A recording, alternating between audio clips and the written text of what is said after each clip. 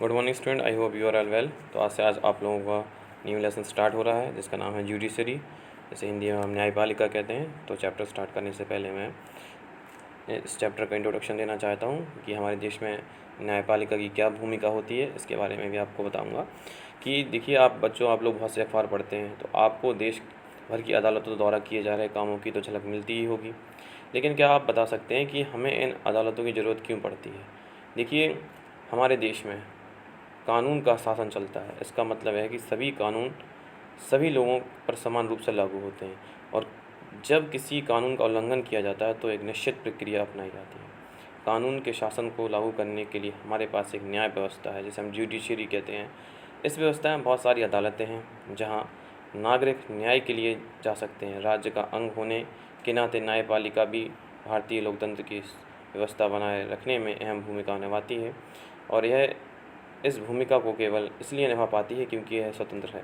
देखिए, स्वतंत्र न्यायपालिका का मतलब है कि जो फ्रीडम है कि कानून जो है, जो सुप्रीम कोर्ट का जो अपना वर्क है या हाई कोर्ट का जो अपना वर्क है वो स्वतंत्रतापूर्वक होना चाहिए। इसे में किसी भी सरकार का हस्तक्षेप नहीं होना चाहिए। देखिए, आप जानते हैं जो सुप्रीम कोर्ट है वो दिल्ली में सिचुएटेड है, और जब भी कोई बड़े मुकदमों की जब पैरवी होती है तो सुप्रीम कोर्ट ही अंतिम निर्णय देती है उसका। आप लोगों ने देखा होगा कि अभी बहुत दिनों पहले जो अयोध्या में जो बाबरी मस्जिद का विवाद था उसे समाप्त किया गया है, तो इसकी जो अंतिम जो फैसला है वो सुप्रीम कोर्ट ने ही सुनाया है। देखिए, हमारे देश में न्यायपालिका की क्या भूमिका है। देखिए, अदालतें बहुत सारे मुद्दों पर फैसला सुनाती हैं, और वे यह तय करती हैं कि शिक्षकों को विद्यार्थियों की पिटाई नहीं करना चाहिए। वे राज्यों के बीच नदियों के पानी के बंटवारे पर फैसला दे सकती हैं। वे किसी भी अपराध के लोगों को सज़ा दे सकती हैं।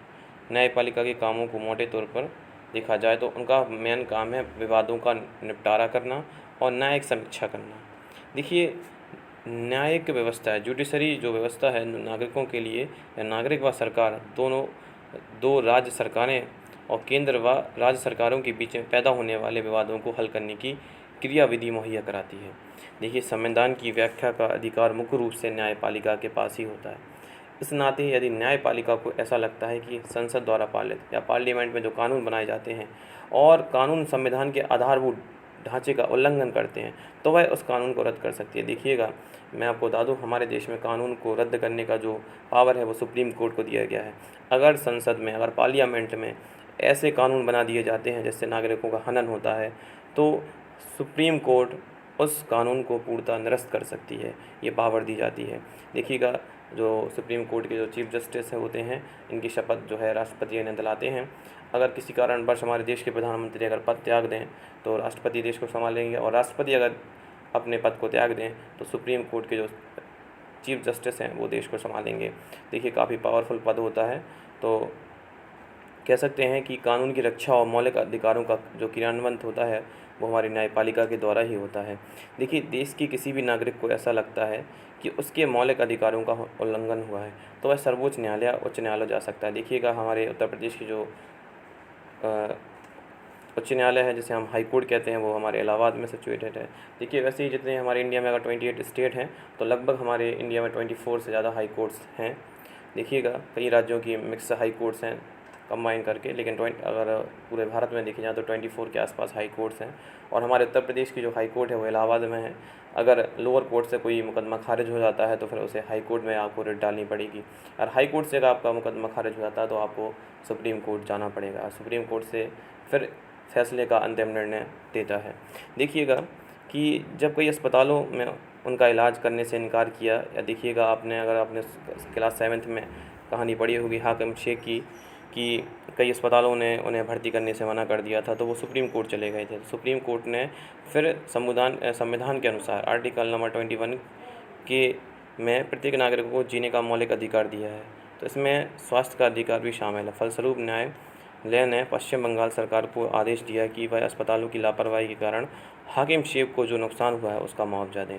सरकार को यह आदेश भी दिया गया है कि वह प्राथमिक स्वास्थ्य सेवाओं की रूपरेखा तैयार करे और उसमें आपात स्थितियों में रोगियों के इलाज पर भी विशेष ध्यान दें। देखिए, ये भी आपको जानकारी दे दूँ कि भारत के जो सर्वोच्च न्यायालय की स्थापना है वो 26 जनवरी 1950 को की गई थी, जिस दिन हमारे देश का संविधान बनाया गया था।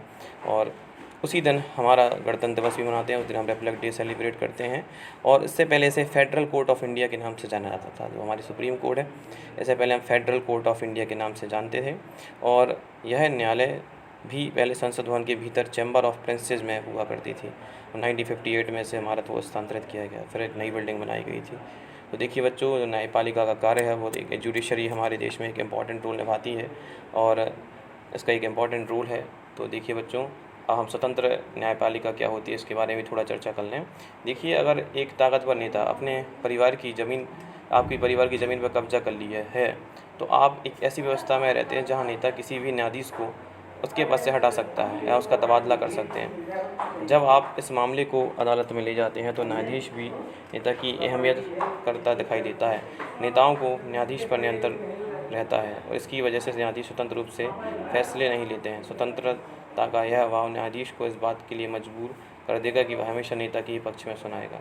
पर हम बहुत सारे ऐसे किस्से जानते हैं जहां अमीर और ताकतवर लोगों ने न्याय की प्रक्रिया को प्रभावित किया है। देखिए, मैं आपको बता दूं, कई ऐसे शक्तिशाली जो लोग होते हैं वो जो हमारे देश की कोर्ट्स हैं उनका फ़ायदा उठाते हैं और बड़े बड़े क्राइम करने के बाद भी उन्हें ज़्यादा सज़ाएँ नहीं दी जाती हैं और वो समय की पहले ही अवधि से छूट जाते हैं। तो इसलिए देश में हमारे जो कानून का खौफ है वो लोगों में है, लेकिन अगर न्याय प्रक्रिया ऐसी रहेगी तो कानून का खौफ भी हमारे देश से धीरे धीरे दूर होने लगेगा। इसलिए जो जुडिशरी का वर्क है वो ईमानदारी से होना चाहिए, न्यायपालिका का जो वर्क है वो ईमानदारी से ही होना चाहिए, नहीं तो देश में फिर ऐसी स्थिति बन जाएंगी कि लोग फिर न्यायपालिका का सम्मान ही नहीं करेंगे। तो स्टूडेंट्स, आपका इंट्रोडक्शन यहीं फिनिश होता है और कल मैं नेक्स्ट वीडियो में इसकी लेसन की रीडिंग स्टार्ट कर दूँगा। Thank you.